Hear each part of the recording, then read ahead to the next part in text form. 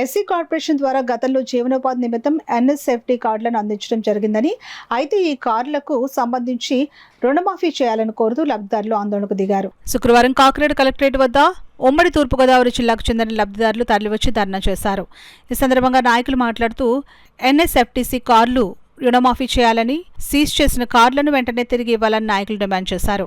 ఈ కార్యక్రమంలో పెద్ద సంఖ్యలో లబ్ధిదారులు పాల్గొన్నారు. ఇది తప్పనిసరి మేము రాబోయే కాలంలో మీకు గుణపాఠం చెప్పే ప్రక్రియ ఏర్పడుతుంది.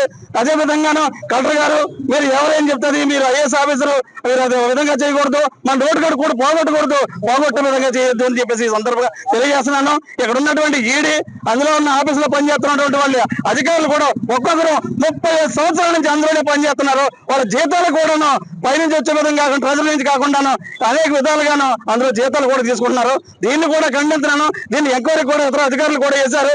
ఎస్సీ కార్పొరేషన్ కూడా ఎంక్వైరీ చేయాలని చెప్పి సందర్భంగా తెలియజేస్తాను. అదేవిధంగా ఈ ఎస్సీ కార్పొరేషన్ ఎన్ఎఫ్ఎస్టీ రుణాల గురించి ఎవరు వచ్చినా సరే ఊరుకునేది లేదు. మా జీవితాలు కలెక్టరేట్ దగ్గర అవసరమైతే ఆహుతి చేసుకుంటామని చెప్పి సందర్భంగా తెలియజేస్తాను.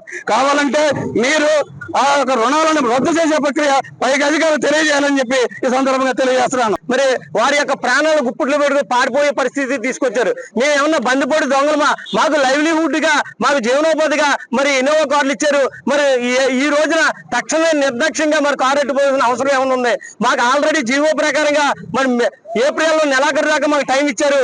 అలాగే గతంలో మరి గత ప్రభుత్వంలో ఈ యొక్క దీని మీద నిరసనగా తెలియజేసినప్పుడు మరి లోకేష్ గారు మాకు మాట ఇచ్చారు. అది ఏమని మా ప్రభుత్వం రాగానే మీ యొక్క లోన్ ని రుణమాఫీ చేస్తామని చెప్పారు. మరి ఈ రోజు వాళ్ళు గద్దెనెక్కిన తర్వాత ఆ లోన్ విషయాన్ని ఆ మాటని మర్చిపోరా? ఒకటి మాత్రం చెప్తున్నాం, అయ్యా జిల్లా కలెక్టర్ గారు, మీరు అత్యుత్సాహం చూపించి రాష్ట్రంలో ఎక్కడో లేని విధంగా ఈ రాష్ట్రంలో చేయడం, ఈ యొక్క జిల్లాలో చేయడం మీకు తగదు.